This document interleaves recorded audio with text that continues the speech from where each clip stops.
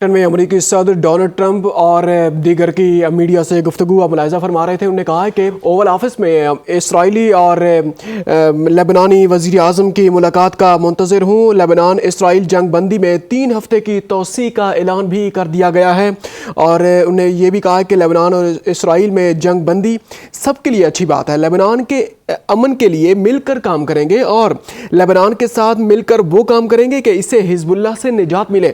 अमरीकी सदर Donald Trump का ओवल ऑफिस में मीडिया से गुफ्तगू, इसके साथ वाइट हाउस में मीडिया से गुफ्तगू, इसके साथ साथ उन्होंने ये भी कहा कि इसराइली वज़ीर आज़म और लेबनानी वज़ीर आज़म की मुलाकात का मुंतज़िर हूँ।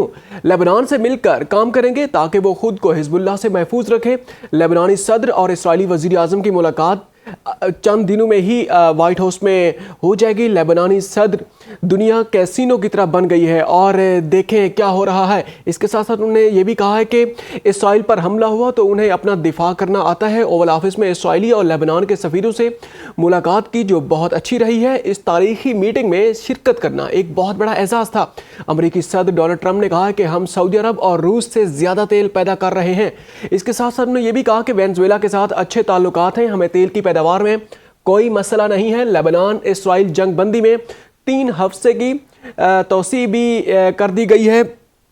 इस वक्त हमारे साथ मौजूद हैं हसन हाशमी पीरज़ादा साहब, माहिर आलमी अमूर हैं, उनसे बात करते हैं। हसन हाशमी साहब, बहुत शुक्रिया आपके वक्त का। क्या कहेंगे, अभी अमरीकी सदर डोनाल्ड ट्रंप ने लेबनान इसराइल जंग बंदी में भी तोसी का ऐलान कर दिया है और ये है कि इसके साथ साथ उन्होंने इसराइल के बारे में भी धमकी अमेज़ उनके बयानात सामने आ रहे हैं। आप कैसे देख रहे हैं इस सारे मामले को?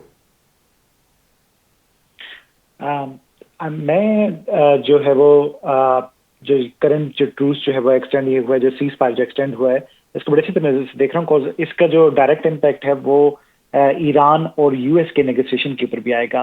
प्रेसिडेंट ट्रंप ने जो मीटिंग स्टेट डिपार्टमेंट में होनी थी उसको चेंज करके कुछ घंटे पहले व्हाइट हाउस में जो है वो उसका वेन्यू चेंज कराया। एंड देन उसके अंदर जो मार्को रूबियो हैं, जो उनके सेक्रेटरी ऑफ स्टेट हैं, जो कि ऑल्सो उनके नेशनल सिक्योरिटी एडवाइजर है इस वक्त एक्टिंग तौर के ऊपर, एंड साथ जेडी वेंस, और जो इसराइल के अंदर जो यूएस के एम्बेसडर हैं माइक हकबी, उनको भी बुला के, और यूएस एम्बेसडर जो लबनान है माइकल ईसा, उनको भी बुला के सबको एक जगह पे इकट्ठा करके इस सीज फायर को जो है वो अमल दरामद उसके ऊपर करवाया है। आई थिंक सो ये बड़ा अच्छा स्टार्ट है फॉर लेबनान के लिए, लेकिन इसका जो डायरेक्ट इम्पैक्ट है वो ईरान के ऊपर आएगा। बिकॉज जब ईरानी वफ्द पाकिस्तान आया था तो जो एक बहुत बड़ी डिमांड थी वो यही थी कि जो लबनान के अंदर जो है वो एक सीज फायर हो, जिसकी वजह से वहां पे एक जो 10 दिन का सीज फायर किया गया। अब क्योंकि ये जो सीज फायर है ये वहां पे 3 हफ्ते के लिए एक्सटेंड हो गया है, और जो ईरान और यूएस का सीज फायर है उसकी कोई सेट टाइम नहीं है। तो आई थिंक सो अब काफी ब्रीदिंग रूम मिल जाएगा सबको चीजों को एड्रेस करने के लिए और दोबारा से मुज़ाकरात के टेबल पर वापस आने के लिए।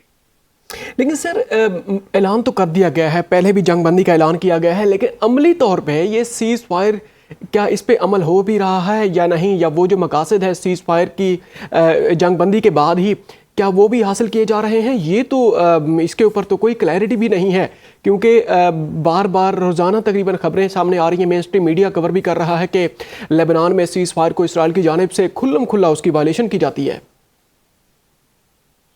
जी, अभी भी जो है वो आपने बिल्कुल सही फरमाया है, जो वायलेशन है वो दोनों तरफ से जारी हैं। इसराइल की तरफ से भी वायलेशन की गई है और इस ऐलान से थोड़ी देर पहले भी जो है वो लबनान की तरफ से भी जो हिजबुल्लाह है उसकी तरफ से भी जो है वो इस की वायलेशन की गई थी। बट जो सीज फायर है उसके अंदर जो है वो ये टीथिंग प्रॉब्लम्स हमेशा आते हैं।